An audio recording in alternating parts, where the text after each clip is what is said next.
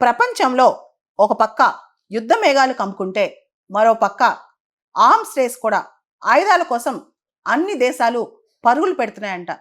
రీసెంట్గా SIPRI report, Stockholm International Peace Research Institute వాళ్ళు 2024 సంవత్సరానికి గాను ఏ దేశంలో ఎన్ని వార్ హెడ్స్ ఉన్నాయి, న్యూక్లియర్ వార్ హెడ్స్ ఉన్నాయి దాటి మీద రిపోర్ట్ ఇచ్చారనమాట. భారతదేశంలో 2024లో 180 న్యూక్లియర్ వార్ హెడ్స్ ఉన్నాయంట. మొత్తం 9 nuclear powered countries, nuclear armed countries America, Russia, UK, France, China, India, Pakistan, South Korea, North Korea, Israel, ఈ అన్ని దేశాల్లో కూడా విపరీతమైన న్యూక్లియర్ ఆర్మ్స్ రేస్ స్టార్ట్ అయిందంట. మోడర్నైజేషన్ ఆఫ్ వెపన్స్ కూడా జరుగుతుందంట. మన పొరుగునే ఉన్న పాకిస్తాన్ విషయానికి వస్తే 2024లో ఈ రెండు దేశాలు కూడా ఎగ్జిస్టింగ్ వెపన్స్ని మోడర్నైజ్ కూడా చేసుకుంటున్నాయి, కొత్త వర్షన్స్ కూడా తయారు చేసుకుంటున్నాయి.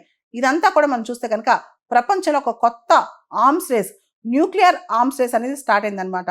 అంతేకాదు భారతదేశంలో మల్టిపుల్ వార్ హెడ్స్, ఒక్కొక్క మిసైల్లో మల్టిపుల్ వార్ హెడ్స్ పంపించేంత మోడర్నైజ్డ్ వెపన్స్ భారతదేశంలో తయారయ్యాయి.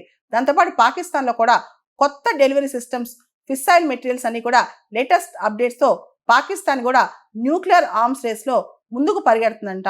ఇవన్నీ చూస్తే భారతదేశానికన్నా పాకిస్తాన్లో కొన్ని తక్కువ న్యూక్లియర్ వార్ హెడ్స్ ఉన్న పాకిస్తాన్ కూడా ఆర్మ్స్ రేస్లో ముందుకెళ్తుందన్నమాట.